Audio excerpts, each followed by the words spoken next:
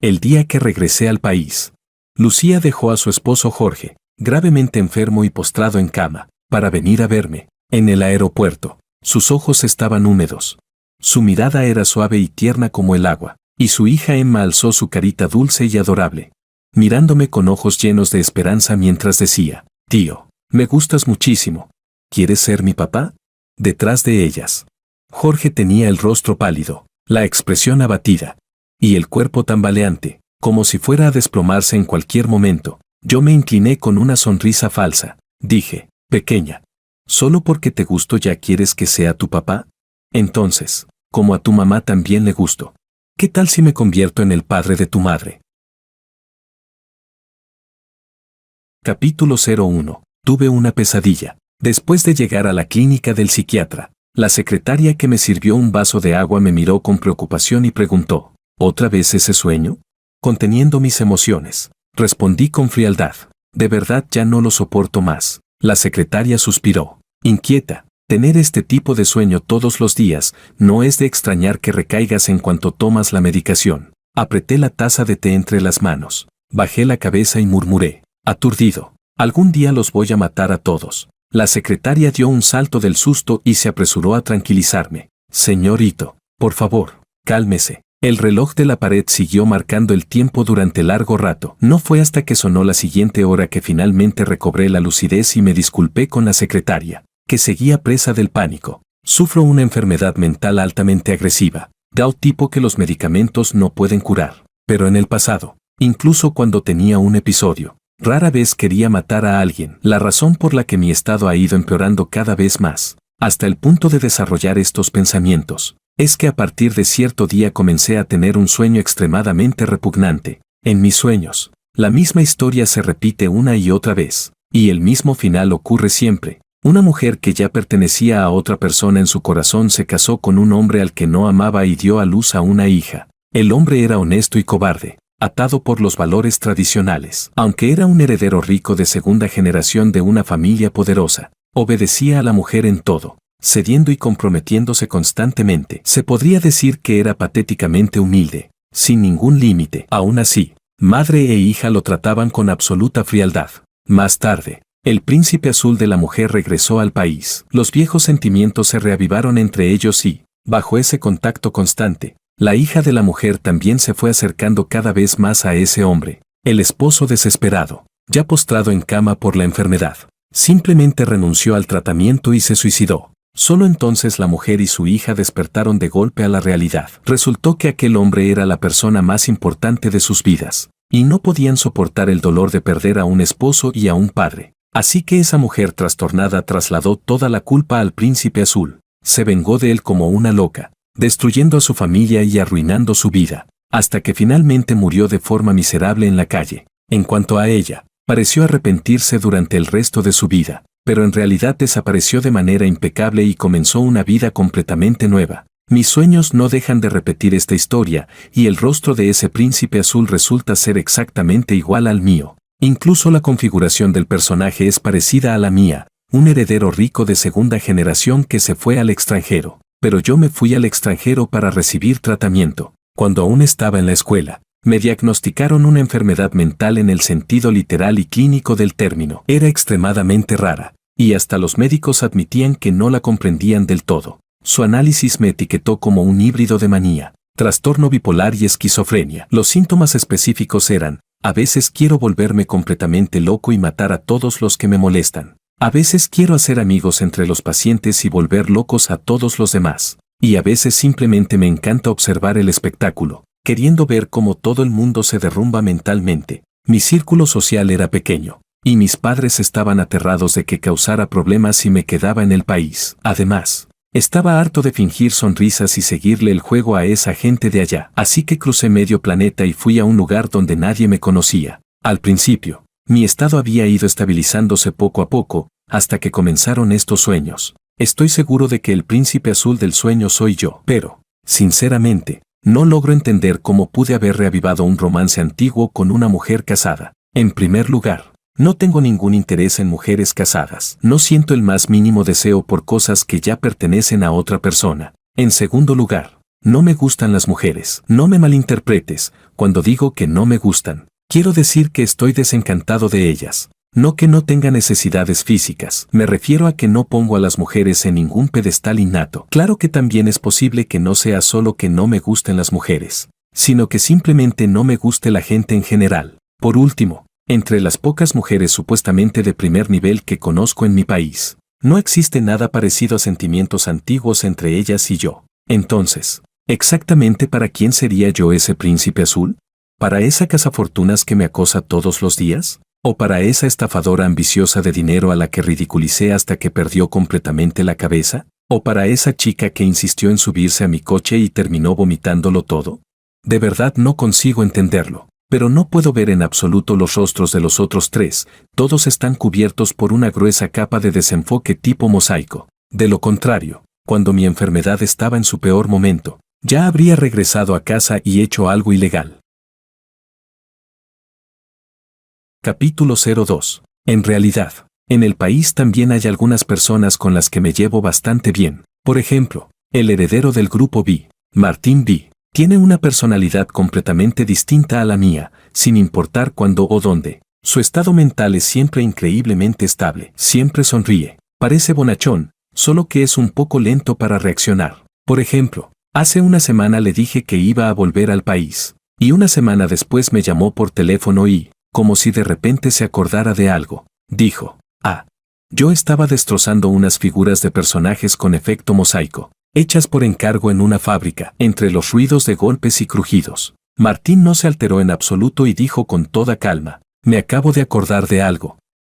Makoto, resulta que todo el mundo ya sabe que vas a volver. En realidad, yo también he estado investigando quiénes son exactamente los 3 miembros de la familia que aparecen en mis sueños. Pero como llevo mucho tiempo en el extranjero, no estoy bien informado. Cuando les pregunté a mis padres al respecto, siempre desviaban la conversación y evitaban responder directamente. Esa misma noche descubrí que en mis cuentas de internet extranjero habían aparecido muchos registros de búsqueda extraños. Entre ellos, detalles del caso de exterminio de una familia XXXX. ¿Qué condena corresponde por asesinar a toda una familia? Análisis psicológico del asesino en un caso de exterminio familiar. ¿Qué hacer si un hijo quiere matar a alguien? Me quedé sin palabras. Al ver su preocupación evidente, y además, no carente de fundamento, no tuve fuerzas para rebatir nada. La vía de mis padres no funcionaba, así que solo pude recurrir a amigos del mismo círculo. Hasta hoy, el perezoso Martín por fin trajo noticias. Dijo lentamente: Lucía le ha dicho a otros que irá a recogerte al aeropuerto. Hizo una pausa de 10 segundos y continuó: tiene una hija, y le gustas mucho. ¿Lucía?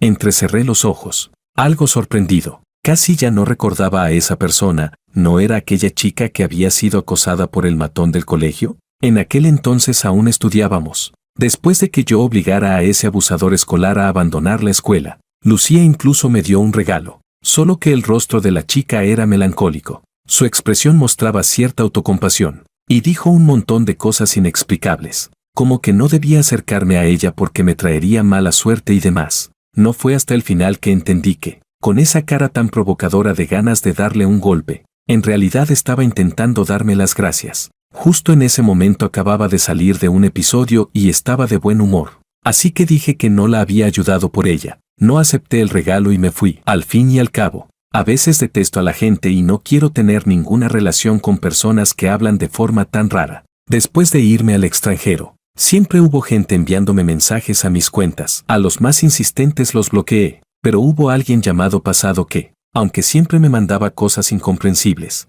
de vez en cuando me hacía gracia, un poco como la mascota electrónica que Martín me había recomendado. Por ejemplo, ella escribió: hoy fui a una subasta y vi un corazón azul del mar. Era realmente precioso. Pensé que quien me lo comprara, me casaría con él. Yo respondí: ¿qué corazón azul del mar? Suena a regalo barato. Otro ejemplo, ella escribió: qué feliz. Hoy asistí a un desfile de moda y la revista de tu familia me invitó a hacer una portada. Ya lo sé, el verdadero amor es apoyar en silencio. Yo pregunté: ¿quién fue el que te invitó?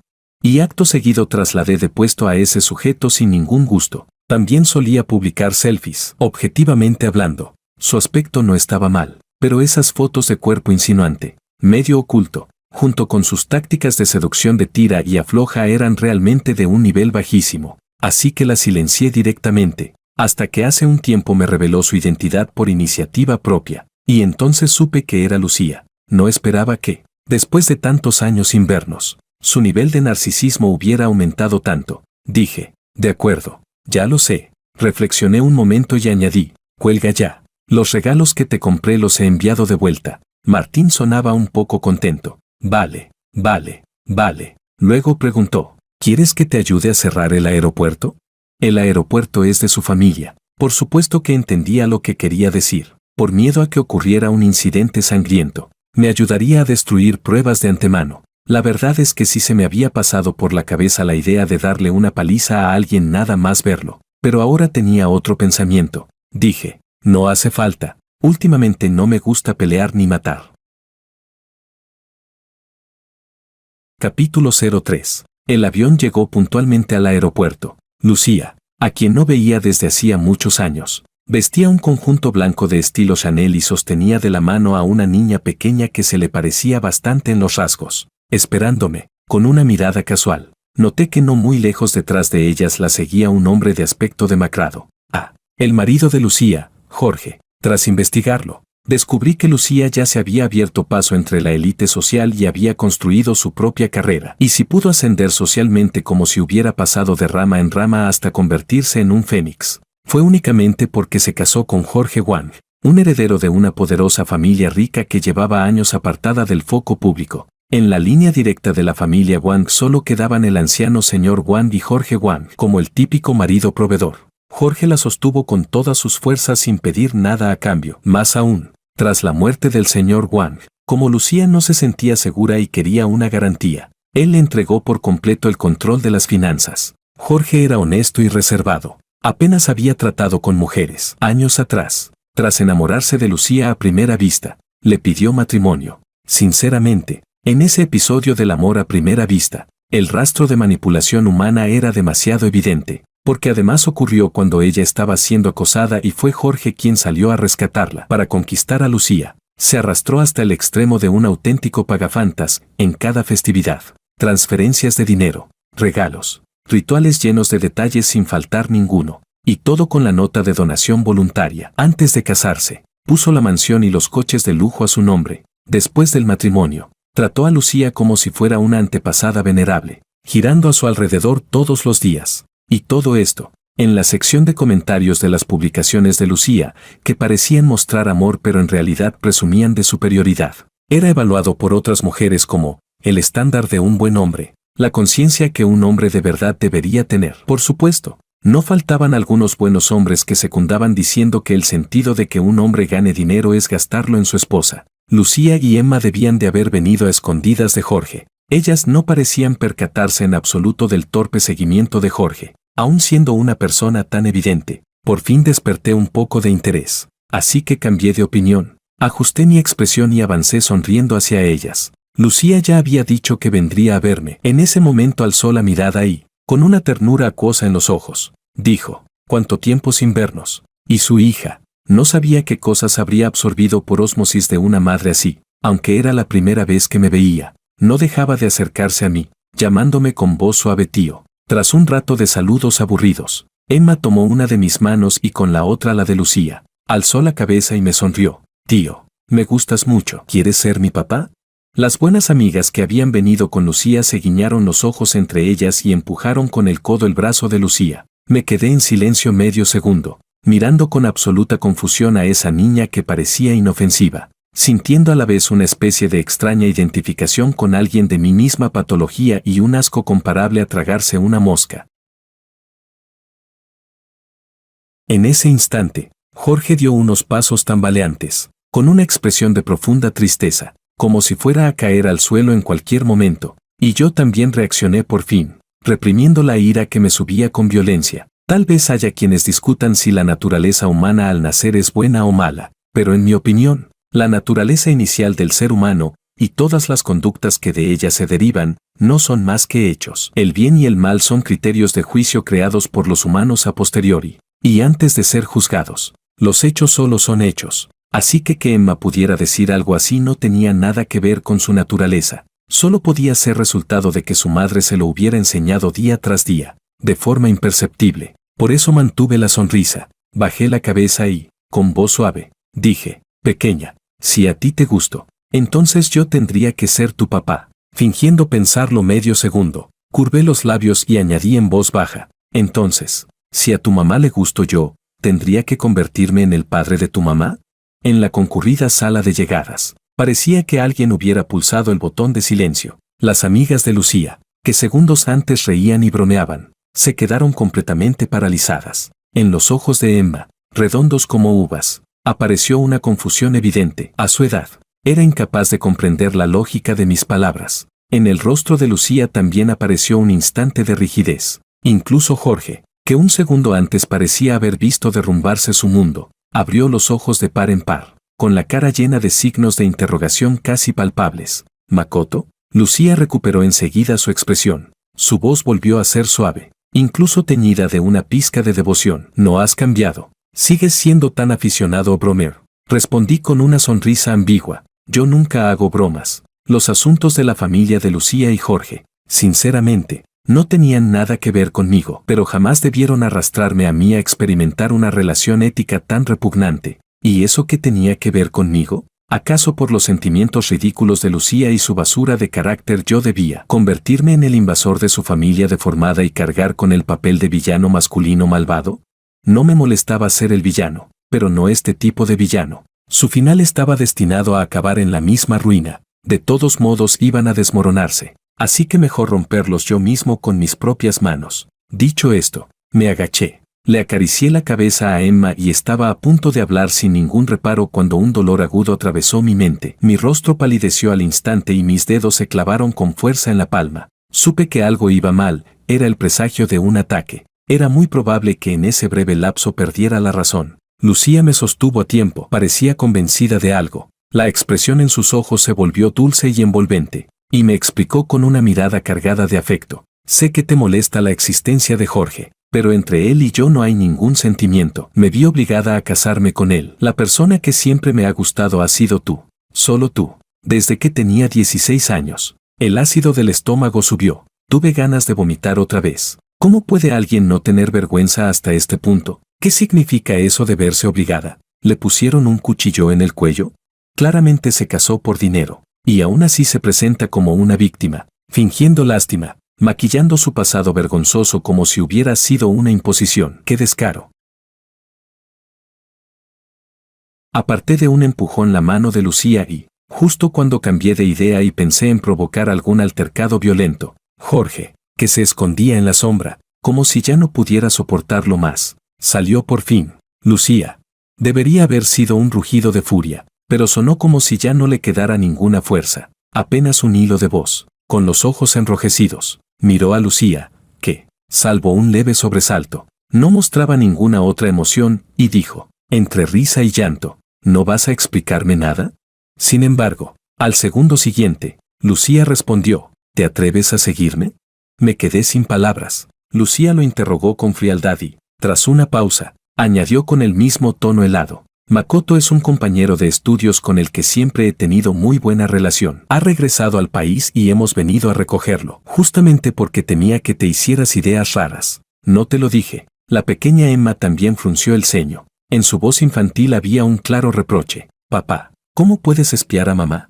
Los labios de Jorge se movieron, pero no logró decir ni una sola palabra. Todo su rostro estaba cubierto de un gris mortecino. Ya era demasiado. ¡Qué escena tan absurda! Lucía dijo con impaciencia, nunca me gustaste. Fuiste tú quien insistió en perseguirme. Durante tantos años hemos mantenido una convivencia respetuosa. Ya te he dado suficiente cara. Con expresión gélida y tono irritado, añadió, soy una persona independiente. No tienes derecho a entrometerte en mis asuntos ni a cuestionarme. Claro, ese tipo de mujer es así. Cuando no tiene dinero dice no me importa el dinero. Solo tú, cuando ya lo tiene, naturalmente piensa no me falta dinero. ¿Para qué te necesito?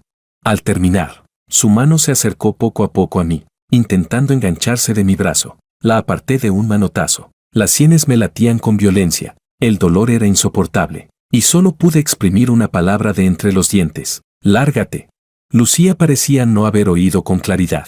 Su boca se abría y se cerraba como si estuviera diciendo algo, pero yo solo sentía un pitido en los oídos, con el mundo entero lleno de un zumbido constante. Este era el aeropuerto de la familia Martín. No quería armar un escándalo aquí, tenía que irme cuanto antes. Al llegar frente a Jorge, me detuve y aún así añadí una breve explicación. Señor Wang, entre Lucía y yo no hay absolutamente ninguna relación. La voz se me cortó en seco. Me quedé aturdido, llevándome la mano a la sien, mirando al hombre de rostro ceniciento que tenía delante. Había desaparecido. El dolor que me había atormentado durante tanto tiempo, en el instante en que me acerqué a Jorge, se disipó silenciosamente, como si una brisa suave me rozara el rostro. El mundo caótico e invertido ante mis ojos volvió a su sitio. La niebla de mi mente se despejó. El mecanismo de mi cuerpo regresó a la normalidad. Percibí el aroma intenso de la hierba y los árboles en el aire, y todo se volvió extraordinariamente nítido. Desde el año en que enfermé,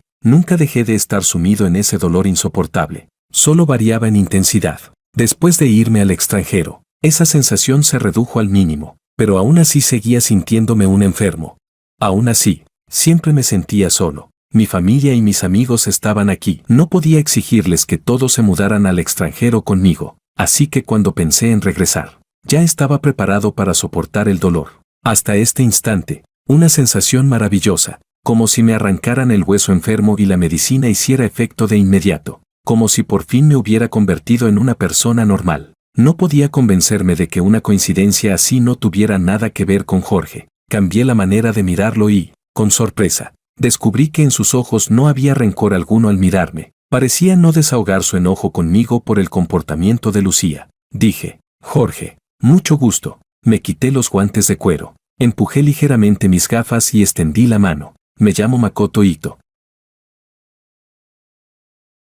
Él se quedó un momento atónito. Tal vez recordó las palabras sarcásticas que le había dirigido a Lucía hacía un momento, aunque no entendía qué pretendía yo. Aún así, por reflejo, extendió la mano y estrechó la mía. Mucho gusto. En el instante en que nuestros dedos se tocaron, esa sensación de curación se volvió aún más evidente. Solté la mano a regañadientes, con cierta nostalgia por esa claridad propia de una persona sana. Aunque la familia Wang llevaba una vida discreta y apartada, bajo su control había no pocas empresas, y también mantenían a numerosos maestros de la escultura dedicados a la alta costura artística. Al investigar, descubrí que Jorge era un entusiasta de la escultura, para averiguar la causa y, al mismo tiempo, evitar los episodios. En apenas unos segundos tomé la decisión de acercarme a Jorge. Si quería acercarme a alguien, por supuesto tenía que empezar por sus intereses y aficiones. Dije, no soy cercano a Lucía. Antes estudiamos en la misma escuela, pero apenas cruzamos 2 palabras, añadí. Sin embargo, siempre he oído hablar del trabajo de talla del señor Wang. Si se presenta la oportunidad, me gustaría pedirle que me ayude con algo. Jorge se quedó ligeramente sorprendido. Sus ojos se iluminaron un poco. Sin embargo, al segundo siguiente, Lucía intervino. Makoto, no le hagas caso. Se pasa el día trasteando con esas cosas inútiles. Vosotros no sois del mismo mundo. Lo que dices él ni siquiera lo entiende, como si no comprendiera el lenguaje humano ni captara mis intenciones. Continuó hablando por su cuenta. Acabas de volver al país. ¿Ya has encontrado dónde quedarte? ¿Por qué no te quedas primero en mi casa? Me quedé atónito por un instante. ¿Pero cómo podía decir semejante cosa? Antes de que pudiera reaccionar, ella continuó hablando. Si te parece incómodo, también puedes quedarte en la casa del oeste de la ciudad. Allí tengo otra residencia anexa. Incluso Reorces. El entorno es excelente. Claro que el entorno era excelente. Esa era nada menos que la antigua residencia de la familia Wang.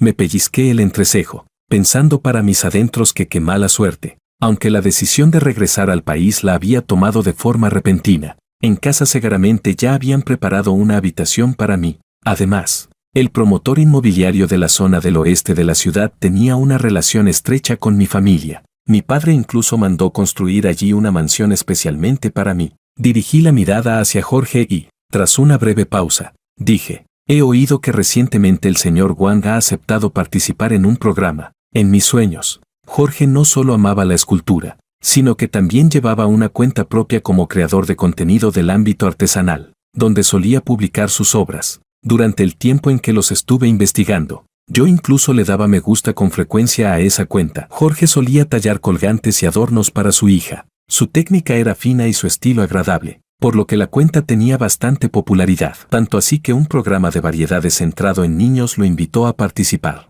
Era un programa de ritmo lento, en el que los invitados debían traer a 2 acompañantes para mostrar su vida cotidiana. Jorge no pertenecía al mundo del espectáculo, pero como él y Lucía pasaban poco tiempo juntos, quiso aprovechar esta oportunidad para vivir una etapa tranquila como familia de 3, reuniendo valor. Aceptó la invitación y planeó invitar a Lucía y a Emma. Emma era pequeña y juguetona, así que estaba encantada de salir en televisión. Lucía, en cambio, se negó, y además lo acusó de no respetarla por haber aceptado sin consultarlo antes con ella. Sin embargo, en mi sueño, Lucía acabó aceptando más tarde. Solo que durante el programa ocurrieron muchos incidentes. Jorge fue criticado por su forma de educar. Incluso se le insinuó de manera encubierta que maltrataba a su hija, diciendo que no era digno de Lucía y de Emma, lo que aceleró el empeoramiento de su enfermedad.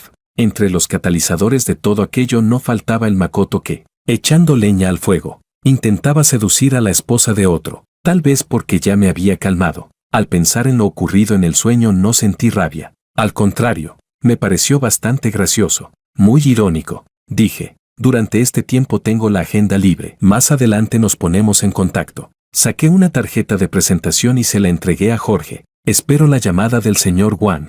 Aquello ya era una insinuación descarada. Antes de irme, aún le acaricié la cabeza a Emma, con un tono cargado de significado. Dije, ¿no decías que te gustó mucho, pequeña? Curvé los labios en una sonrisa. Créeme, tu opinión va a cambiar.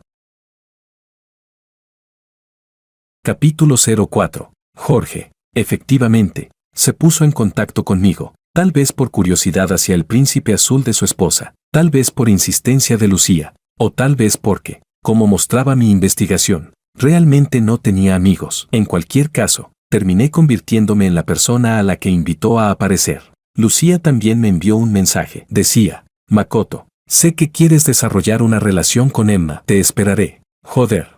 Pero como todavía necesitaba acercarme a Jorge para investigar por qué Lucía podía provocar mis episodios, le respondí de manera superficial, no pienses tanto. Si estás enferma ve a tratarte. Y no la bloqueé. Acepté todas las condiciones de Jorge, insistiendo solo en una cosa, viviremos en mi casa. Él aceptó. Mandé a limpiar mi mansión en los suburbios del oeste. El día que se mudaron, Jorge no solo trajo a Emma, sino también a un grupo de personas. Con un poco de tartamudeo me explicó, estos son los nutricionistas y los tutores privados de Emma. Respondí con un indiferente, mi casa es enorme. Mientras Lucía no se mudara, daba igual quién viviera allí. Cuando llegó la temporada en la que las hojas de arce se tiñen de rojo, las montañas y los campos parecían un mar de fuego y nubes rosadas. Llevé a Jorge al patio a hacer una barbacoa y beber cerveza. Mientras comía, suspiraba de vez en cuando y decía, así que una persona puede vivir de una manera tan libre. Jorge tenía el rostro muy pálido,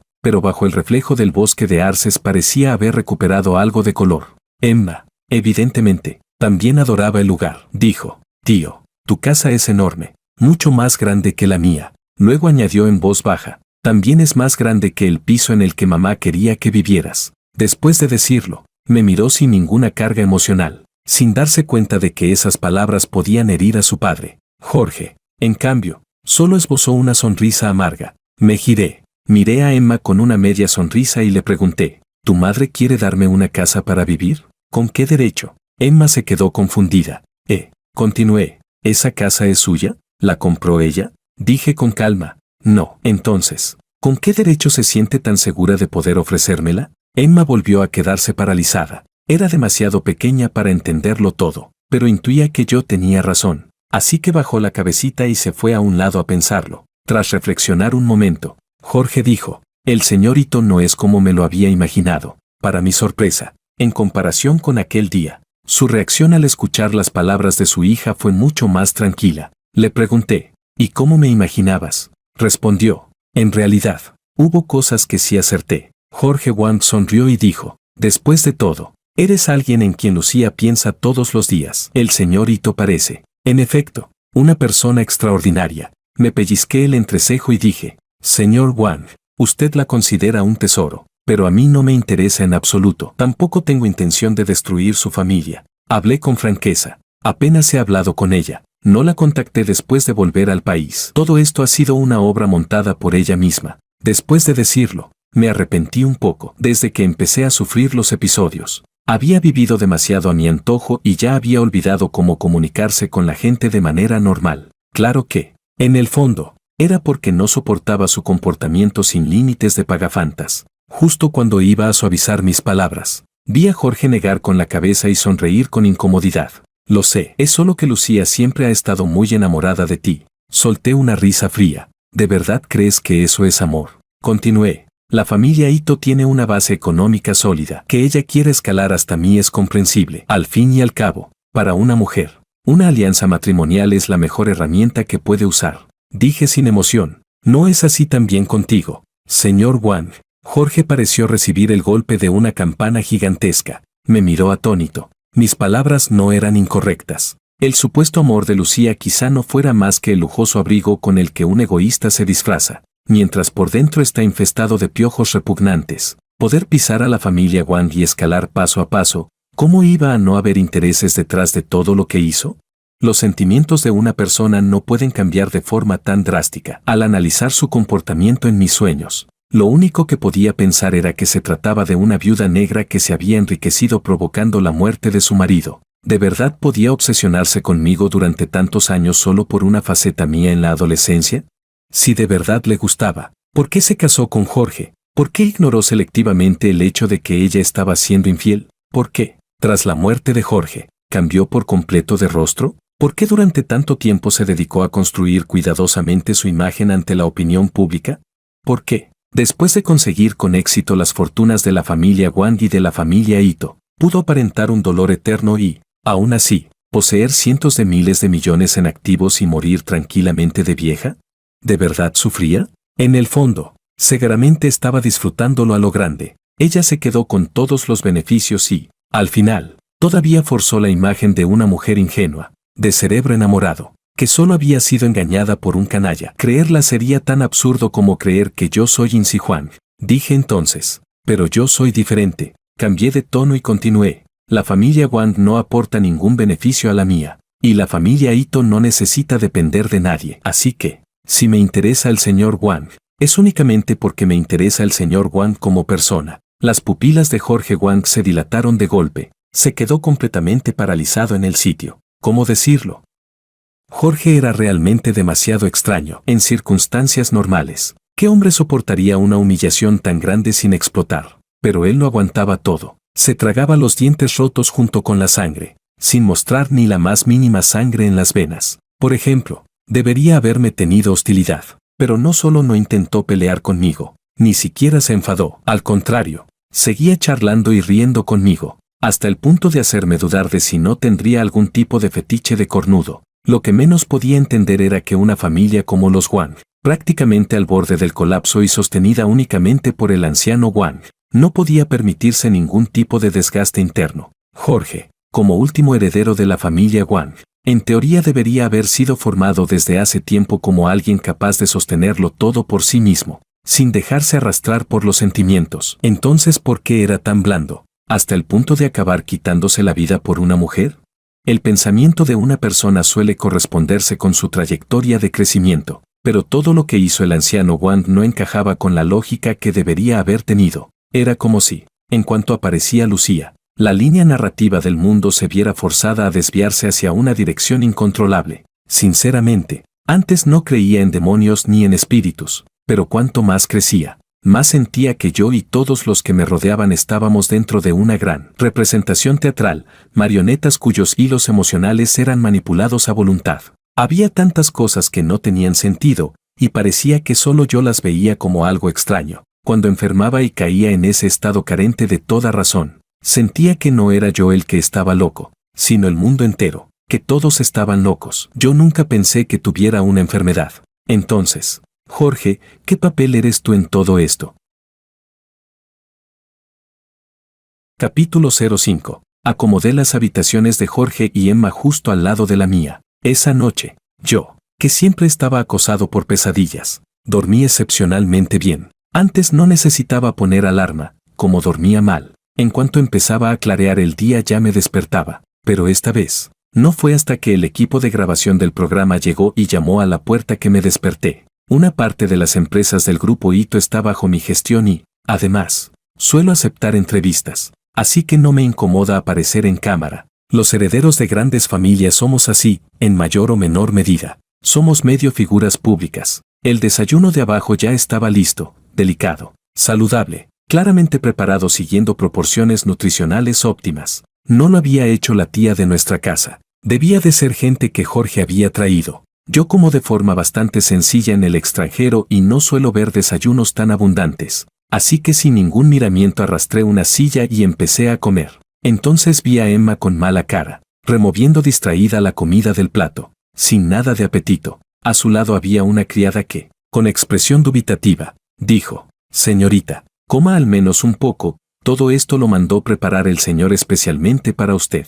No sé por qué tocó una fibra sensible en Emma, empujó el plato y gritó: «No voy a comer». Luego caminó hasta mi lado. Me miró con ojitos suplicantes y dijo sin filtro alguno: «Tío, quiero comer esas hamburguesas y patatas fritas, las de las fotos tuyas que mamá me enseñó». Me quedé quieto, en el sueño. Efectivamente, había pasado algo así. Las fotos que Lucía le enseñó eran aquellas en las que la prensa extranjera me había captado devorando comida rápida sin ningún decoro. Después, cuando la llevé a comer comida basura y a divertirse en el parque de atracciones, ella empezó a pensar que su padre, tan rígido y aburrido, era horrible, y que yo era mucho mejor que él. A mí también me gustan las hamburguesas y las patatas fritas, pero eso no significa que desprecie la comida sana y fresca. Uno no debería descargar su enfado sobre un niño cuya visión del mundo aún no se ha formado. Es tan pequeña que todavía está muy lejos de quedar marcada para siempre. Pero al segundo siguiente, Emma. Jorge frunció el ceño y la miró con seriedad. «No puedes comer esas cosas». Yo, en cambio, le hice un gesto con la mano y le pregunté a Emma: «Emma, ¿por qué no le preguntas a tu papá si él ha comido esas cosas alguna vez?» Emma miró a Jorge con desconcierto, arrugó su pequeña nariz, como si fuera a reprocharle algo, pero al final olvidó qué iba a decir. Jorge negó con la cabeza hacia mí. La cámara se enfocó en mi rostro, como si quisiera grabar todo aquel pequeño drama. Gracias a Jorge, mi estado de ánimo estaba inusualmente tranquilo. Incluso al mirar ahora a Emma, podía mantener la calma. Sonreí y dije con parsimonia: «Tu papá es una persona algo torpe y poco expresiva. Además, es la primera vez que es padre. Hay muchas cosas que tampoco entiende. Solo puede imitar la imagen del padre que tiene en su cabeza. Él también creció desde tu edad. Así que cree que tú debes crecer de la misma manera que él creció. Por eso dice las cosas de forma autoritaria, sin explicar los motivos. Solo te dice si puedes o no puedes, pero su intención es buena. Simplemente piensa que esas cosas no son saludables y que no son adecuadas para tu edad. Por eso no te deja comerlas. Ha contratado especialmente a gente para prepararte desayunos nutritivos. No lo hace para ponerte las cosas difíciles. Cree que así es lo mejor para ti». Volví a sonreír y añadí: «Cuando nosotros, los chicos, éramos pequeños, ¿quién nos explicaba nada? ¿No obedeces?». De no obedecer a obedecer solo hacía falta un segundo. Continué: «Quizá él se haya quedado anclado en el pasado». Di un sorbo a mi café y miré a Jorge. Los padres que aman a sus hijos planean pensando en el largo plazo. Pero ¿quién puede afirmar rotundamente que el beneficio a largo plazo siempre es superior al deseo a corto plazo? Comerlo una vez de vez en cuando, ¿qué tiene de malo? Me detuve un momento y seguí: «Emma, ¿no quieres convertirte en una adulta de confianza? He oído que antes, en el jardín de infancia, incluso enseñabas a tus compañeros a hacer figuras de papel. Entonces, ¿por qué no puedes tener un poco más de paciencia con tu papá y enseñarle tú también?». Emma inclinó la cabeza y murmuró para sí: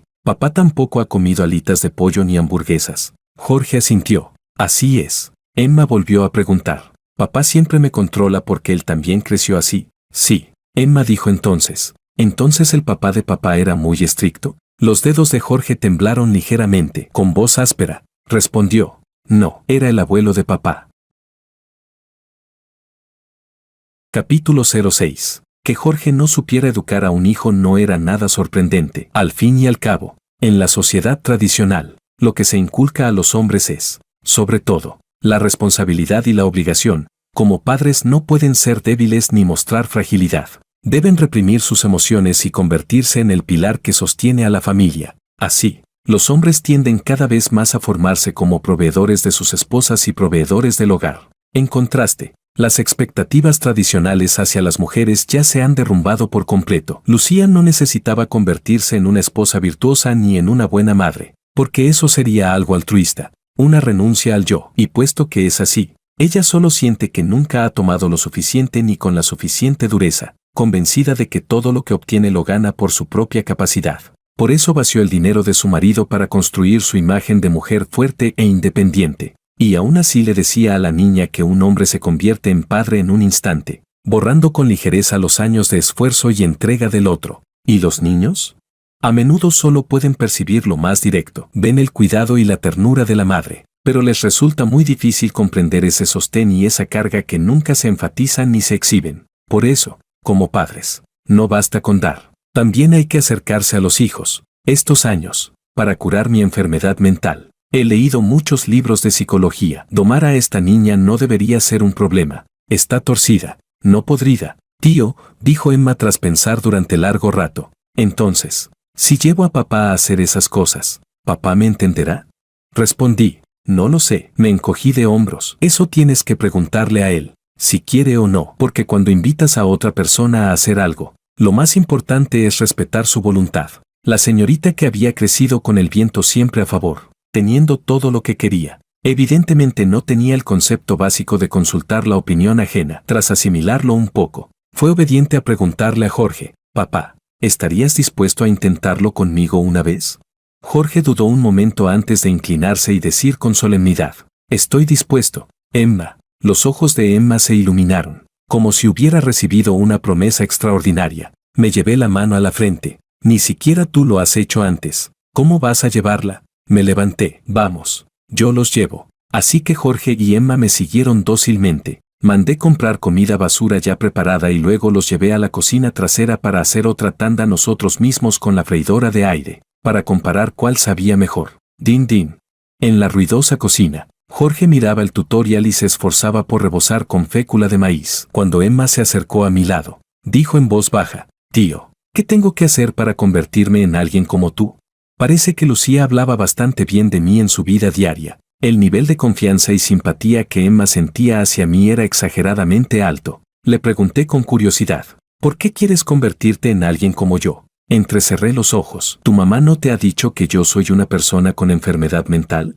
La expresión enfermedad mental estaba claramente fuera del alcance de comprensión de Emma. Ella dijo, creo que el tío es increíble. Lo que dices no lo entiendo del todo, pero parece tener mucho sentido. Tras un buen rato, levantó la carita con ingenuidad y preguntó, ¿cómo puedo aprender tantas cosas así?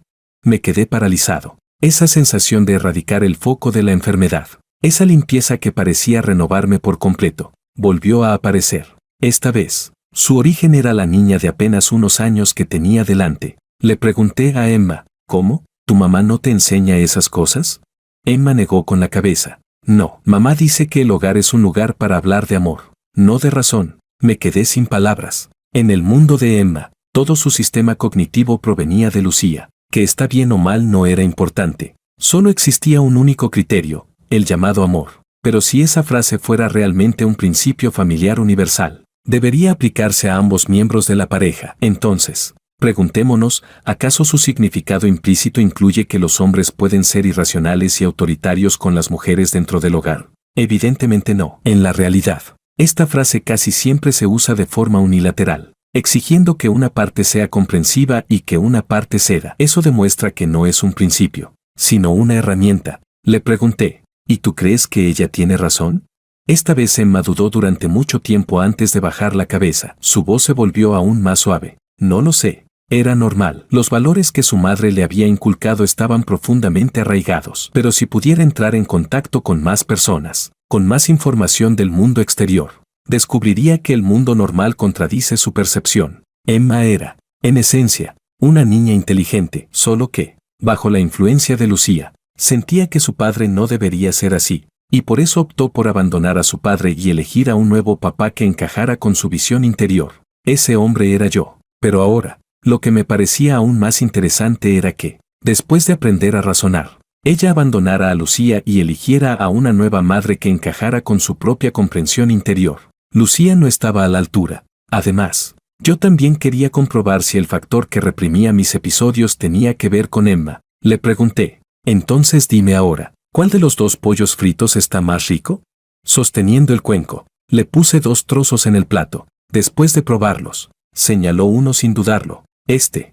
Sonreí y dije, este lo hizo tu papá. Di un mordisco a la crujiente piel dorada. El jugo tierno del pollo se desbordó al instante en mi boca. No escatimé en elogios y sonreí. Tu papá tiene bastante talento. Entiende las cosas con solo explicárselas una vez. Emma parecía estar mirando por primera vez la capacidad de su padre de frente. Asintió pensativa y dijo, papá es muy increíble. Le pregunté, entonces, ¿ahora crees que tu mamá tiene razón o no? Añadí, esto no te lo puedo decir yo. Eres muy inteligente. Seguro que tienes tu propio criterio. Igual que supiste distinguir entre estos 2 trozos de pollo frito. Por la tarde, cuando llevé a la pequeña al parque de atracciones, le di un pañuelo y le indiqué que se lo diera a Jorge, que acababa de sudar a mares después de cargarla en la red para escalar. Le dije, primera lección del crecimiento. Hablé con Emma como si fuera una amiga. Comprender a tu papá, porque, a su lado, aparte de ti, no tiene a nadie más. Si no me crees, piénsalo bien, ¿no es cierto que papá solo te tiene a ti como familia? Emma giró la cabeza y miró a Jorge, empapado en sudor. Estaba exhausto y jadeando, pero sus ojos brillaban mientras preguntaba, Emma, ¿quieres jugar otra vez? Ese era un papá que Emma nunca había visto antes. Ella se acercó para ayudarlo a secarse el sudor y, justo en ese instante, la luz del día se intensificó de golpe. Mi mundo parecía como si alguien hubiera soplado y eliminado una fina capa de polvo gris, dejándolo limpio y luminoso. Así que era esto. Me puse de pie y dije, eres una niña inteligente, Emma, creo que puedes verlo, y también lo descubrirás por ti misma. Así que era esto, añadí, cuando encuentres la respuesta, entonces ven y aprende a razonar conmigo. Capítulo 07. Así terminó la grabación del primer episodio. Jorge y Emma regresaron a su casa, y yo volví a la mía, con la idea de pasar unos días con mis padres. Pero la misma noche en que llegué, Martín apareció sin avisar, al llamar a la puerta. Además, no paraba de soltar improperios mientras me reprochaba. Muy bien, cabrón. Vuelves y ni siquiera me buscas, dijo. Te estuve esperando varios días. Miré la maleta que llevaba en la mano y le dije, no, pensaba llamarte mañana. En mi casa hay cosas tuyas desde siempre. ¿Para qué traes equipaje?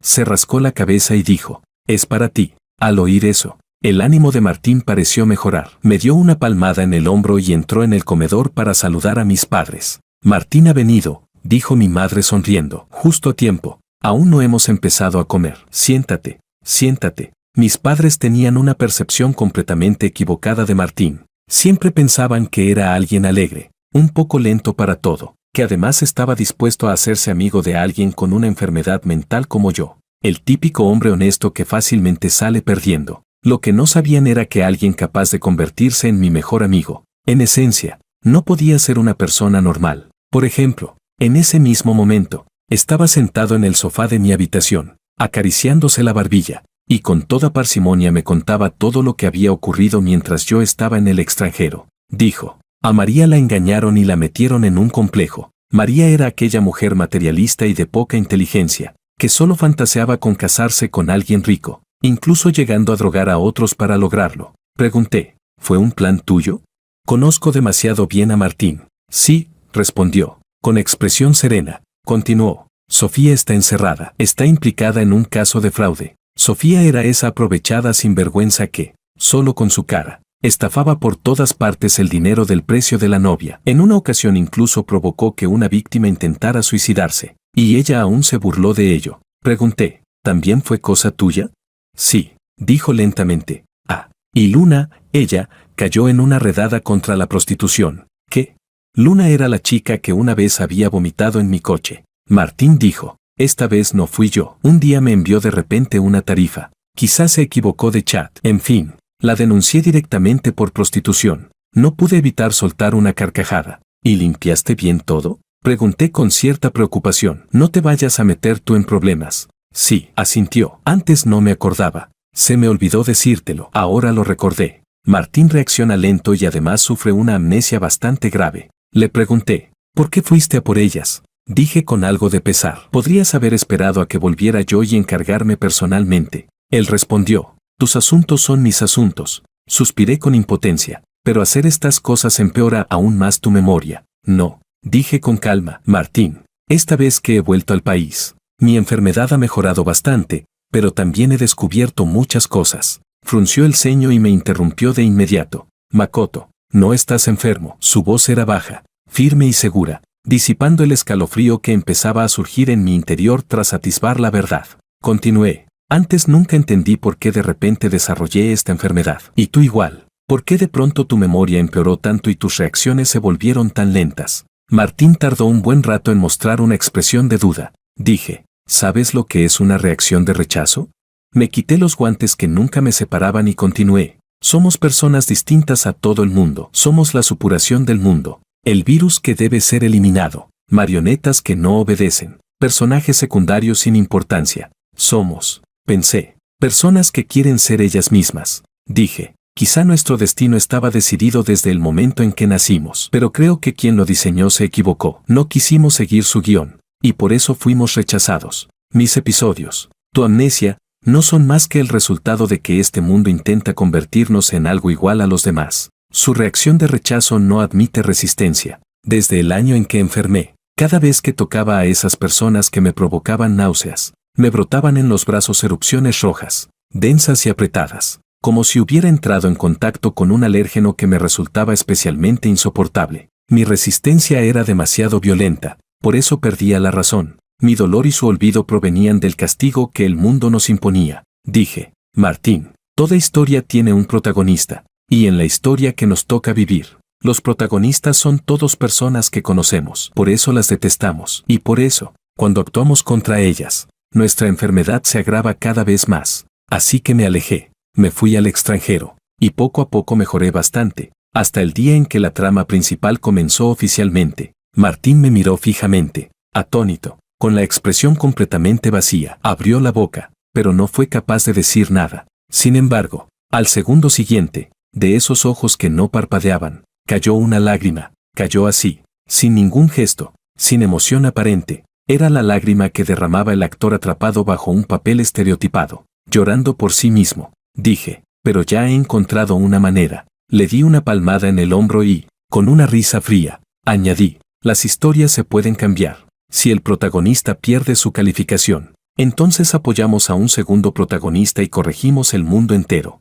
Pareció reaccionar por fin. ¿Jorge?, preguntó. Era imposible que Martín recordara de pronto tantas cosas. Igual que era imposible que yo me curara de repente. La única variable en todo esto era Jorge, ese hombre único, plano, casi sin profundidad alguna. Parecía existir solo para resaltar lo despreciable que era Lucía, pero yo no entendía por qué. En una historia así, se tenía que retratar al hombre como alguien tan cobarde e inútil. Claramente era una historia sobre una mujer ruin, pero el hombre jamás se atrevía a decirle una sola palabra firme, mucho menos a enfrentarse a ella. En lugar de eso, la complacía sin límites, cedía una y otra vez, para recibir a cambio decepciones cada vez mayores, usando su supuesta devoción solo para conmoverse a sí mismo. Dije, tenemos que ayudarlo, Martín. Esto también es ayudarnos a nosotros mismos. Éramos amigos desde hacía casi 20 años. Él nunca me preguntaba por qué, y nunca dudaba de mí. Tal vez nuestro destino ya tenía un final escrito. Tal vez desde el momento en que nacimos,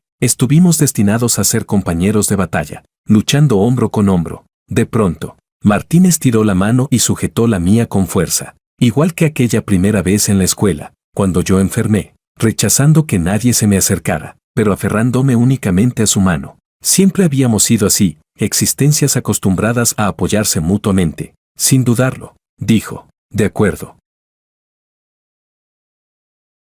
Capítulo 08. Emma y Jorge fueron obligados a abandonar la grabación del programa. Lucía me envió un mensaje para cuestionarme. Esta vez, el tono ya no era el de antes, fingidamente tierno y enamorado, sino que llevaba un reproche frío y distante. Decía, Makoto, creo que tu enfermedad es bastante inestable. En el programa también dijiste muchas cosas sin sentido. Mejor te ayudo a contactar con un médico. Sabía que estaba nerviosa, porque, tras la emisión del primer episodio, la reacción de la opinión pública en Internet no fue en absoluto como ella había imaginado. Alguien comentó, siempre dicen que Jorge no es digno de Lucía, pero yo no lo veo así, la verdad. Otro dijo, sí, Antes Lucía decía que su marido trataba muy mal a su hija. Yo incluso pensé que era de esos que prefieren a los hijos varones. También hubo quien escribió: yo hace tiempo que sentía que algo no cuadraba. Ella, de forma directa o indirecta, siempre decía que Jorge vivía de ella, pero cuando presumía de su amor, ¿no decía ella misma que Jorge le había entregado todo el patrimonio familiar? Casas, coches. ¿De verdad nunca les pareció raro un discurso tan contradictorio? Alguien más añadió: todos los días hablándole mal del padre a la niña, y luego diciendo que la relación entre padre e hija es mala. Sí, claro que es mala. En cuanto a por qué es mala, eso mejor no lo preguntes. Y también, ¿de qué va Lucía? Ni siquiera se presenta en el programa. Si normalmente es la que más disfruta salir en cámara, ahora desaparece cómodamente, bien escondida. Ese tipo de comentarios, aunque envueltos en bromas, estaban cargados de un descontento muy real. Lo que yo no sabía era que, cuando Lucía volvió a compararme con él en casa, recriminándole una vez más todos sus defectos, Jorge, de forma poco habitual, se puso serio, frunció el ceño y dijo con frialdad: ¿y tú qué te crees que eres? ¿Tan extraordinaria? ¿Todavía fantaseas con que un director general millonario se enamore de una mujer divorciada con hijos como tú? Vete a mear y mírate al espejo. ¿Crees que estás a la altura? Para sorpresa de todos, incluso Emma, la hija que siempre había sido obediente con ella, se puso del lado de Jorge, con un tono que no parecía propio de una niña. La reprendió: mamá, decir eso de papá está mal. El marido que había sido humilde y sumiso durante media vida la humilló por primera vez con palabras. La hija que siempre había estado de su lado empezó a mostrar un cambio extraño. El hombre al que ella amaba no sentía ningún interés por ella y, además, la trataba con sarcasmo y desprecio. En Internet, la opinión pública negativa se multiplicaba sin cesar. Todo le salía mal. Todo se desviaba por completo del rumbo que ella había imaginado. Lucía ya no fue capaz de enfrentarme con calma. Esta vez, la bloqueé sin pensarlo 2 veces. Sin embargo, algo me resultaba extraño. Jorge llevaba ya 3 días sin contactarme por iniciativa propia. A los mensajes que yo le enviaba respondía con educación, pero cuando le pregunté por el motivo de haber abandonado el programa, dijo que estaba muy ocupado con el trabajo y que, por el momento, no podía verme. Justo cuando ya planeaba ir a visitarlo, un visitante inesperado llegó a mi casa. Ese día llovía a cántaros. Emma, empapada de pies a cabeza, llamó sola a la puerta de mi casa. Tenía la ropa manchada de sangre, como si se hubiera caído, la rodilla estaba herida y en el rostro tenía algunas raspaduras. Temblaba de frío. En el instante en que me vio, los ojos de Emma se llenaron de lágrimas. Con la voz entrecortada, dijo: tío, salva a papá. Después de llevarla dentro, darle una ducha caliente y pedir que le prepararan una infusión de jengibre, le pedí que me contara qué había pasado. Sus pequeñas manos estaban fuertemente entrelazadas, y su emoción era intensa. Dijo: papá, después de comer la comida que hizo mamá, me sobresalté, pero por suerte continuó. Se desmayó. Luego mamá mandó a gente para encerrarlo. No puedo ver a papá. Le rogué a la niñera, al chofer, al mayordomo, pero nadie me hizo caso. No podía oír la voz de su padre ni verlo. Estaba encerrado en una habitación con llave. Cada día, a horas fijas, personas con batas blancas subían a ponerle inyecciones, y los mensajes del móvil los respondía siempre Lucía. Como Emma causó alboroto en casa, Lucía simplemente la envió a la escuela como interna. Emma se escapó aprovechando la siesta del mediodía en el colegio. No encontraba a nadie que pudiera ayudarla, hasta que se acordó de mí. Dije: lo entiendo. Bajé la mirada y añadí con voz firme: ahora mismo voy a rescatar a tu papá. Todo el patrimonio de la familia Wan ya había caído en manos de Lucía. El único familiar que Jorge tenía en el mundo había fallecido hacía tiempo, y Lucía aún ostentaba la identidad de esposa legal. Para ella, hacer pequeños movimientos turbios era demasiado fácil. Para no alertarla, llamé a la escuela de Emma para pedir permiso y le pedí que se quedara tranquila en casa, sin salir. Justo antes de irme, me llamó: Ito, tío, ¿qué pasa?, pregunté. Ella dijo: la pregunta que me hiciste la última vez, creo que ya sé la respuesta. Emma continuó: no le pregunté a mamá, fui a preguntarle a la maestra. Creo que hice muchas cosas mal, e hice que papá se sintiera muy triste. Le pregunté: ¿y tu maestra te enseñó que reconocer los errores y corregirlos es la mayor de las virtudes? Sí, la maestra me enseñó muchas cosas. Su voz infantil estaba cargada de sollozos. Que mamá piense en otro hombre está mal. Que mamá encierre a papá también está mal. Ella no tiene razón. Por eso no habla de razón. Dije: entonces, Emma Wang, Ya tienes la capacidad de distinguir entre el bien y el mal. Me agaché y le acaricié la cabeza. Eres muy inteligente. Ella me preguntó. Ito, tío, ¿por qué me llamas por mi nombre completo? Respondí, porque, en mi corazón, sé que siempre vas a crecer. Capítulo 09. Al principio no pensé que Lucía llegaría a ese extremo. De verdad era lo suficientemente arrogante. A diferencia de ella, yo siempre he respetado la ley. No podía irrumpir por la fuerza en su casa. Tenía que pensar en otra manera. Martín me transmitió a tiempo una información crucial. Me dijo, Makoto, Lucía ha contactado con un psiquiatra extranjero. Vaciló un momento. Si sale el informe de evaluación. Me quedé atónito por un instante y luego solté una risa fría. Así que de ahí había sacado la inspiración. Jorge, por supuesto, no tenía ninguna enfermedad mental. Simplemente Lucía quería que la tuviera. Falsificar un informe de diagnóstico psiquiátrico era demasiado fácil. Una vez hecho público, sin nadie de la familia Wang que pudiera intervenir, Lucía se convertiría en la única tutora legal de Jorge Wang. Podría controlar a voluntad todos los bienes matrimoniales y privarlo de todos los derechos básicos como persona sana. Tal vez incluso podría ganarse una buena reputación alegando que cuida con dedicación a su marido enfermo. Para entonces, yo sería quien realmente no podría volver a ver a Jorge, mucho menos ayudarlo. Apreté los dientes. ¡Qué mujer tan venenosa! Martín estaba algo ansioso. Makoto Ito, ¿qué hacemos ahora?, preguntó. ¿Quieres que mi familia vaya directamente a rodearlos? Respondí. No actúes precipitadamente. La familia Ito ya le ha puesto mucha presión a Lucía en el ámbito empresarial. Hice una pausa y continué. Ahora tenemos que buscar algo. ¿Buscar qué?, preguntó. No creo que el viejo Wang no haya dejado un as bajo la manga para Jorge Wang, dije. Incluso si estaba controlado por la voluntad del mundo, con toda probabilidad, igual que nosotros, tuvo al menos un instante de lucidez. Martín guardó silencio unos segundos. Entiendo. Investigaré los antiguos archivos del grupo Wang y su equipo original. Si el viejo Wang dejó algo para Jorge, ¿dónde lo habría puesto? Tras pensarlo un poco, dije, tengo que ir al cementerio donde está enterrado el viejo Wang. De acuerdo. La lluvia torrencial seguía cayendo. El cielo estaba cubierto por una neblina espesa. Sabía en qué cementerio estaba enterrado el viejo Wang, pero no conocía la ubicación exacta. Así que empecé a buscar fila por fila. A mitad de camino me encontré con una mujer de mediana edad que estaba limpiando. Parecía ser la cuidadora del cementerio. Me llamó. ¿A quién buscas?, respondí. A Aiden. Ella parecía estar muy familiarizada con ese nombre. Se quedó quieta. Me examinó de arriba a abajo y, tras un buen rato, preguntó, ¿qué eres tú para él? ¿Cómo te llamas? Y además, no es un día de conmemoración. ¿A qué vienes a buscarlo?, dije. Soy amigo de su nieto. No conocía los antecedentes de esa mujer. En teoría no debería haber sido tan explícito. Sin embargo, impulsado por algo inexplicable, saqué mi documento de identidad y se lo entregué. Me llamo Makoto. He venido a... ¿Qué excusa debía inventar?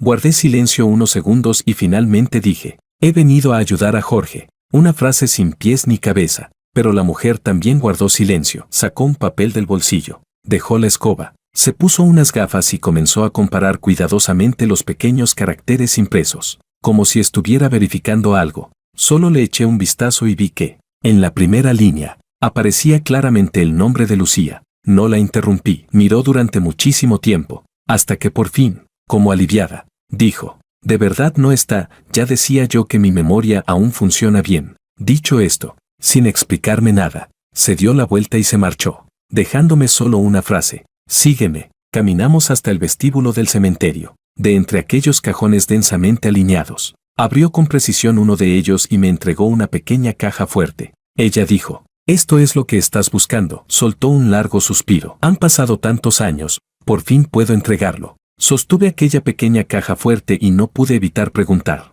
¿fue el viejo Wang quien le pidió que la custodiara?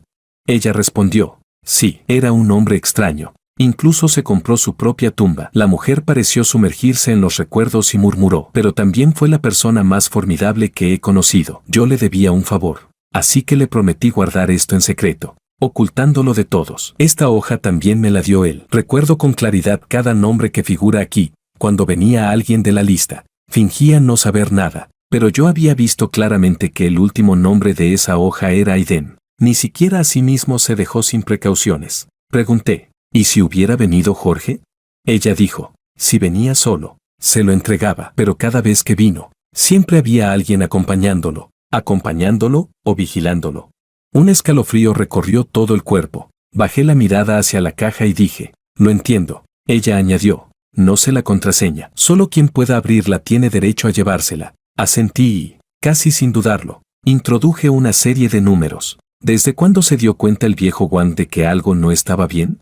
La muerte de los padres de Jorge fue demasiado sospechosa. Si no me equivocaba, quizá aquello había sido un castigo. Porque él había sido la persona más cercana a Jorge, el dolor del cuerpo nunca podía compararse con el de perder a los seres queridos. El número que introduje era la fecha de su fallecimiento. ¡Clac! La caja se abrió. ¿De verdad puedes abrirla? Parece que no esperé a la persona equivocada. Los ojos de la mujer se iluminaron. El viejo Wang también dejó aquí una libreta bancaria, pero solo puedo entregársela a Jorge en persona. Miré la caja ya abierta y negué suavemente con la cabeza. No hace falta. Dentro no había muchas cosas, un grueso montón de documentos, una carta y una nota. En la nota solo había una línea breve. La caligrafía era firme y elegante, con un aire libre y decidido. Decía, tras tantos años de ayuda, es difícil expresar mi gratitud. El dinero es para ti. No hace falta que te quedes. El futuro es brillante. Te deseo lo mejor. No había firma ni nombre, pero yo sabía perfectamente a quién iba dirigida. Se la entregué a la cuidadora del cementerio. Cerré la caja y me di la vuelta para marcharme. Ella se quedó inmóvil. Luego, desde lo más profundo de su garganta, se escapó un sollozo ahogado, pero yo ya no pude ver su rostro cubierto de lágrimas. Capítulo 10. Residencia de la familia Wang.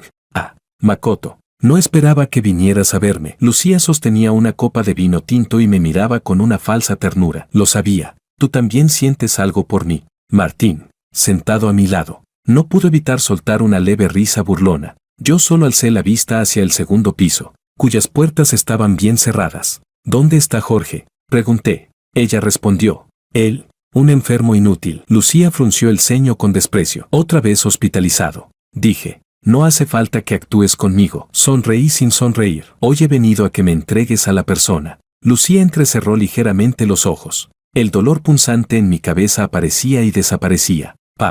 Arrojé un grueso fajo de documentos sobre la mesa. Esto, dije, son pruebas de que en el pasado te apropiaste ilegalmente de bienes de la empresa. Tiré otro fajo. Estos son los antiguos estados financieros de tu compañía. La evasión fiscal es bastante grave. Otro más. Esto acredita que Jorge figura como accionista del grupo Orange. Otro. Esto es el contrato de transferencia faltante de la familia Wang. No encontraste este documento. Así que Jorge Wang sigue siendo el cabeza de la familia Wang. El último fajo. Y esto, dije, son los certificados médicos de Jorge desde la infancia hasta hoy. Con certificación oficial, inteligencia normal, salud mental intacta. El informe psiquiátrico que planeas emitir queda ridículamente falso frente a este nivel de pruebas. ¿No lo esperabas? Ese médico de cabecera que os hacía revisiones cada año, siempre subía todo esto al sistema. Martín empujó tranquilamente un USB hacia el centro de la mesa. Aquí tienes, continué, las pruebas de que contrataste a gente para secuestrar a Jorge, fotos, grabaciones, registros de transferencias. El rostro de Lucía se volvía cada vez más pálido con cada documento que aparecía, cada vez más desagradable. Clavó la mirada en todo lo que había sobre la mesa y gritó. ¿Cómo es posible que tengáis estas cosas? Son falsas, fabricadas. Me encogí de hombros. Si son reales o no, tú lo sabes mejor que nadie. Golpeé suavemente la mesa, ignorando el dolor cada vez más intenso en mi cabeza. También habrás adivinado quién preparó todo esto para ti, ¿verdad? ¿No llevabas años buscándolo? Su expresión cambió de golpe, pero enseguida pareció calmarse. Resopló con desdén y dijo, ¿y qué? ¿Acaso mi empresa no sigue siendo la empresa de Jorge? Ese muerto de hambre pagafantas estaría encantado de cargar con la culpa por mí. ¿Vais a mandar a Jorge a la cárcel? Además, estas cosas del pasado, aunque no fueron muy bonitas, ahora somos felices. Mientras mi marido no tenga objeciones, todo esto se considera inválido. A la policía tampoco le interesan los asuntos domésticos. Él me ama hasta el extremo, mucho más de lo que vosotros imagináis. Tras decir eso, dio 2 palmadas. Que salga mi marido. La puerta se abrió. Jorge bajó las escaleras, despeinado, con el rostro demacrado. Miró a Martín y a mí. Sus ojos, como agua estancada, se movieron apenas un instante antes de volver a quedar vacíos. «Lucía», murmuró. Lucía frunció los labios y dijo con voz dulce, cariño, estos días ya hemos aclarado todos nuestros malentendidos. Se aferró a su brazo y se pegó a él con intimidad. No hagas caso a estos locos sin importancia. A partir de ahora, solo estaremos nosotros tres, viviendo bien como una familia. Sí. Jorge estaba aturdido, pero la miró fijamente y, tras un largo rato, mostró una sonrisa boba, profundamente feliz. Loco, loco, loco, loco. Yo no estoy loco, no estoy loco, no estoy loco. No estoy loco. Los locos son ellos, no yo. Los locos son ellos, no yo. Los locos son ellos, no yo. Maldita sí, maldita sí, maldita sea. Que se mueran todos, que se mueran todos. El mundo se invertía. Una oleada de náuseas violentas arrasó con mí ya inestablemente. Mi visión se tiñó de rojo. Me tapé los oídos intentando bloquear esos ruidos extraños, hasta que un par de manos me sujetaron y me obligaron a enderezarme. Makoto. No estás loco. Era la voz de Martín. Reacciona. Soltó mis hombros. Sacó una carta de mi bolsillo y rompió el sobre sin dudarlo. Empezó a leer en voz alta. Mi nieto Jorge, cuando veas esta carta, espero que estés bien. Cuando leas estas líneas, probablemente yo ya lleve muchos años muerto. ¿Qué estación será ahora donde tú estás? Si es invierno, abrígate bien. De pequeño siempre eras inquieto, corrías descalzo por la nieve en pleno temporal. Y tu abuelo iba detrás persiguiéndote, con miedo de que te cayeras o te hicieras daño. Deseo que abras esta carta, pero también deseo que nunca tengas que abrirla, porque, si vienes solo a verme, entonces debes de estar muy, muy solo. Y seguramente te habrás topado con esos problemas que yo ya había imaginado, por eso me echaste de menos. Y yo también te echo mucho de menos. El dolor empezó a disiparse. Levanté la vista y vi que en los ojos de Jorge había aparecido una luz nueva. Se quedó mirando fijamente la carta en manos de Martín. Atónito. Lucía frunció el ceño y se lanzó a arrebatársela, gritando, ¿qué mierda es esa? Avancé de golpe y le solté una bofetada sonora. Luego le di un par más y la tiré al suelo, dejándola inconsciente por el momento, para que no estorbara. Martín actuó como si no hubiera visto nada. Siguió leyendo. Quizá porque me he hecho viejo y estoy a punto de morir. Por fin he tenido un periodo de lucidez. Jorge, ¿sabes una cosa? Cada día del pasado he estado espiando mis pecados. Todos estos años he sentido que vivía en una confusión constante. Cuando eras pequeño, no te enseñé a comportarte como persona. Cuando creciste un poco, no te enseñé a ser fuerte. Cuando creciste aún más, me impacienté y quise enseñarte directamente a heredar la empresa y entonces fui castigado. Siento que fue un castigo, Jorge. Como si existiera una fuerza extraña que quisiera convertirte en alguien dócil, cobarde, sin criterio propio. Esa fuerza usó la llamada responsabilidad y el sacrificio para aprisionar mi educación hacia ti. Yo era la marioneta, cuanto más me resistía, menos libertad tenía. Por eso olvidaba constantemente qué debía hacer, qué quería hacer. Creo que eso fue el castigo. Tus padres murieron el día después de que te llevara por primera vez a la empresa. Me he arrepentido cada día. He vivido aterrorizado. Maté a mi propio hijo y a mi nuera, y aún iba a acabar matándote a ti, pero aún así quería preguntarle al cielo, ¿por qué? ¿Por qué tenía que ser precisamente tú? El día que trajiste a Lucía a verme, me di cuenta con horror de que quizá ella era la persona predestinada, pero su naturaleza, quise reprenderte, quise echarla, y desde ese instante, intenté rebelarme y volví a perderme a mí mismo. Jorge, aún recuerdo que, sin saber ni sentir nada, le extendí un cheque como regalo de presentación. Incluso te dije que, como hombre, debías protegerla bien, que jamás la trataras mal, y apoyé tu propuesta de entregarle el control financiero. No pude liberarme. En aquel momento yo no era más que un cascarón vacío. Pero ¿cómo podía confiar sin motivo en una extraña? La empresa es el fruto del esfuerzo acumulado durante 3 generaciones de la familia Wang. Tras un largo silencio, continuó leyendo. He vuelto a fracasar. Por suerte, ya estoy a punto de morir. Antes de morir tuve este breve periodo de lucidez. Miré tus ojos. En ese momento eras feliz. Lucía te dio una hija, pero ¿eso fue porque la familia Wang aún tenía algún valor que ella pudiera aprovechar? Sé que amas mucho a Lucía, pero tu abuelo no se atreve a pensar si ese amor está controlado o si nace realmente de tu propia voluntad. Ya no sirvo de nada, pero te he dejado algo suficiente para que puedas escapar. Si algún día ella te traiciona, si algún día despiertas y quieres marcharte, si algún día haces amigos dispuestos a ayudarte, entonces vendrás a verme. El abuelo ya no puede cuidarte. Pero, Jorge, lo único que deseo es que te conviertas en la persona que tú quieras ser. en toda mi vida. Martín estaba leyendo a saltos. Al llegar ahí, se detuvo. Su voz tembló ligeramente. Cerró las hojas y no continuó con el resto. Entre aquel grueso montón de papel había muchas fotografías. Aún quedaban restos de un tono rojizo, como si alguien hubiera escrito lentamente mientras tosía sangre. Gota. Era una lágrima de Jorge. Sus manos temblorosas apretaban la carta con fuerza. Tenía los dientes apretados y los hombros sacudidos, como si algo estuviera a punto de romper el encierro. Al segundo siguiente, crack.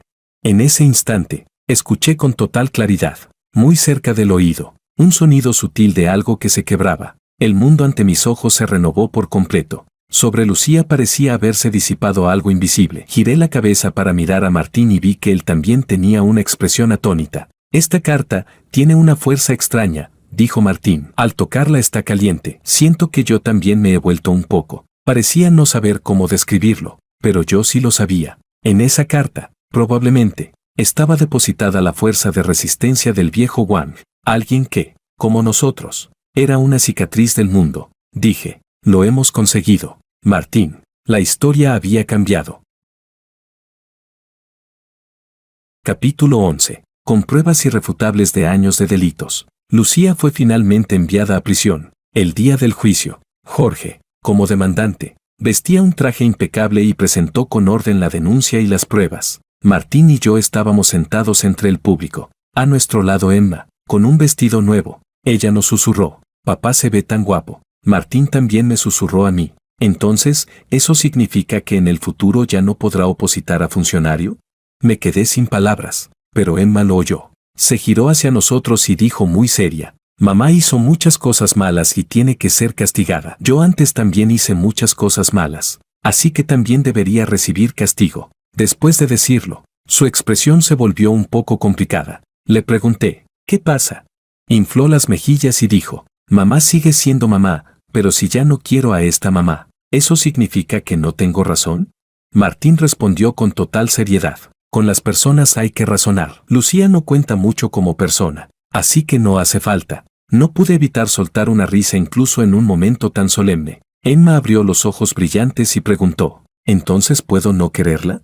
Parpadeó, pensó un poco y dijo, hizo demasiadas cosas malas, y además fue ella la primera que no me quiso. Dije con calma, eso tienes que preguntárselo a tu papá. Y te enseño la segunda lección, cuando no sabes cómo decidir algo, pregúntale a tu papá. Ella asintió obediente. Últimamente, Jorge se había hecho cargo del negocio familiar y estaba desbordado. Por suerte, Martín y yo le echábamos una mano, y no nos ayudaba gratis, además de repartir acciones. Nos regaló a cada uno una escultura de madera. Las había tallado él mismo. Había retomado ese oficio hacía poco, pero ya había conocido a varios maestros y empezaba a tener cierta reputación. Yo no entendía mucho de tallado, pero a mi padre se le iluminaron los ojos. Las colocó en el vestíbulo y aseguró, con total convicción, que eran obras de un gran maestro y que en el futuro se revalorizarían. Emma persiguió a su padre para seguir preguntándole si podía no tener mamá. No sé qué hablaron, pero de repente se giró hacia Martín y hacia mí, y en su carita delicada apareció una expresión de pura alegría. Después del juicio, fuimos a la nueva casa de Jorge. Ese día el cocinero estaba de descanso, así que cenamos barbacoa. Esta vez la hizo Jorge. Emma estaba en cuclillas lavando verduras con mucha seriedad. Yo hice un gesto con el dedo y ella corrió hacia mí. Le pregunté, ¿qué te dijo tu papá? Respondió, papá dijo que piensa invertir en grabar un programa. Para entonces, cada grupo tendrá 4 invitados y así podrán grabarnos a los 4. Martín, mordiendo una manzana, dijo, no te estamos preguntando eso. Queremos saber, ¿te dio respuesta a aquella pregunta? Emma inclinó la cabeza. Sí, dijo. Papá dijo que no pasa nada si no tengo mamá, porque en el futuro tendré 3 papás. Joder, me quedé congelado. Dije, reconocerme como padrino está bien, pero a Martín tienes que llamarlo hermano mayor. Martín asintió, y al cabo de un rato reaccionó y me gritó, esta noche no bebas, tú te sientas en la mesa de los niños. El cielo, al salir del juzgado, estaba gris y cubierto, pero caminábamos rápido, avanzando a contracorriente entre la multitud, dejando atrás las nubes pesadas, hasta llegar por fin a un camino bañado por el sol.